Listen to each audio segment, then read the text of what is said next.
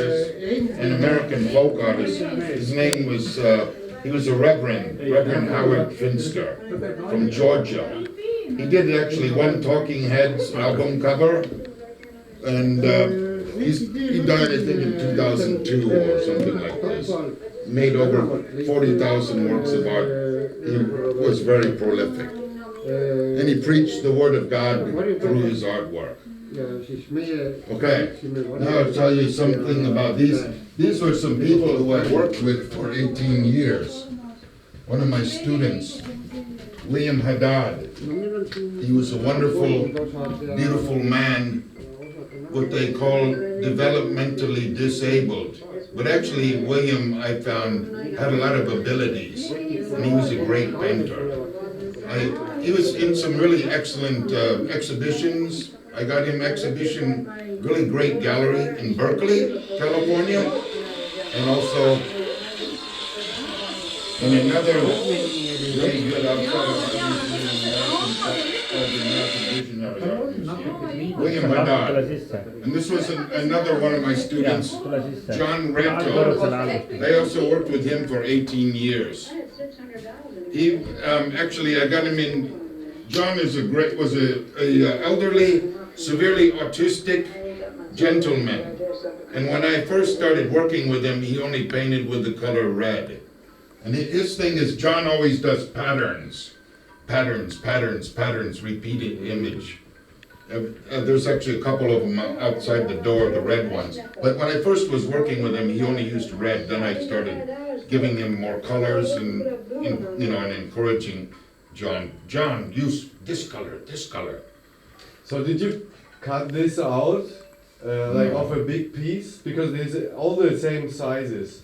Well, we had paper, and then we'd cut them and then give them to. I worked at the school, so I'd give them to my students. But so he had this paper already in this size, or did he paint on a big surface and then he cut it out? We give them this size. Okay. Yeah. So, anyways, John also was in this great gallery called the Ames Gallery in Berkeley.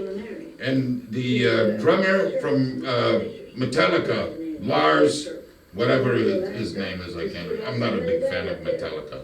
He bought several of John's paintings. William's one of my favorite painters. Okay, what else? Okay, here I show you a few of these. This was also this guy, John Ezel, who also, I lived in Northern California. John Ezel was also a developmentally disabled adult, and a black man, very sweet, wonderful, charming, beautiful man, and he does these drawings using colored pencils, and usually they're kind of these large figures. He really is a great draftsman, but usually they're kind of a bit, the figures he does, they're kind of plump, kind of like this one guy,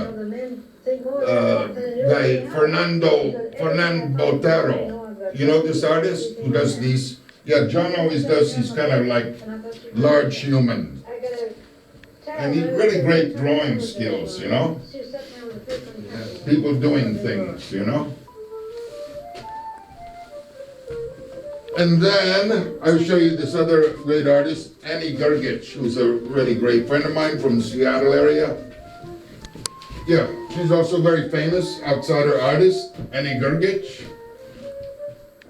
She's an amazing artist. Yeah, she's very famous. Is in the outsider art world, as is William is, and Howard is also. If you have an opportunity, there's a really great book magazine called Raw Vision. Do you guys know this magazine, Raw Vision? It's published out of the UK. It's a great publication. I highly recommend it. Okay, then over here is some videos on different folk art environments. I think there's 4 different ones. This one here is on this amazing woman named Tressa Prisby.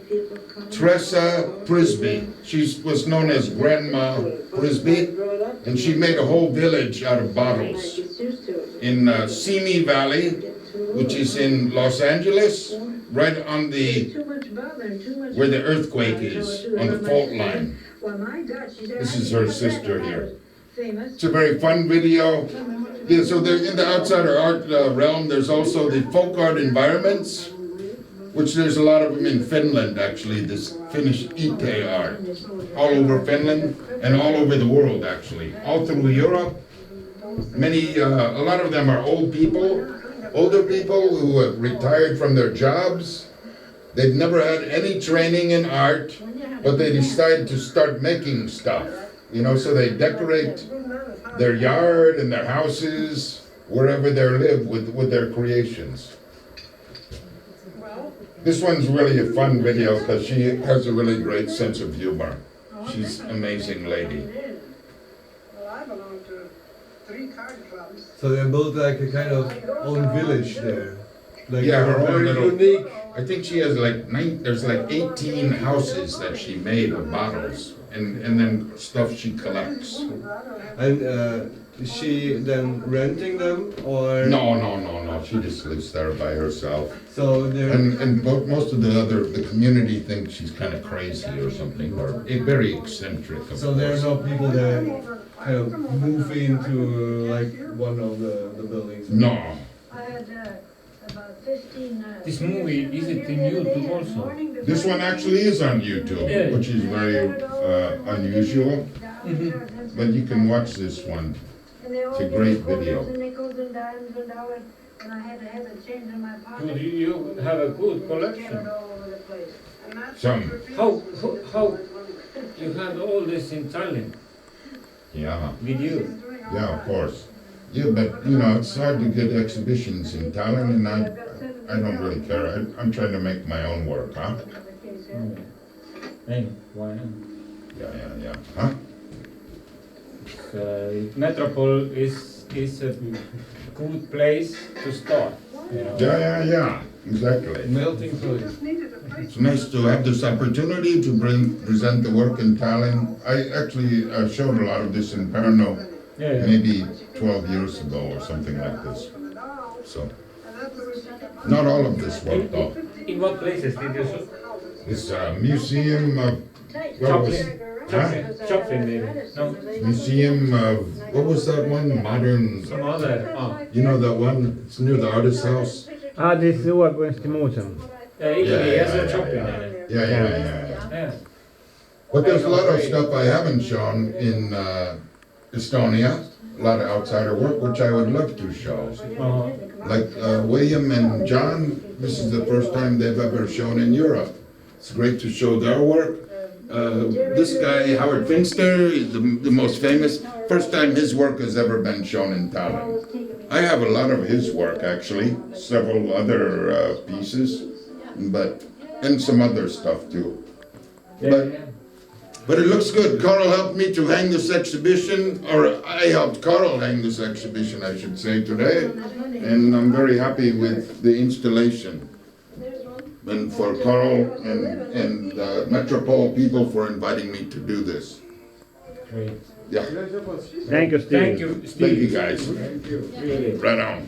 I will come by and see your exhibition. Absolutely. Yeah. Absolutely.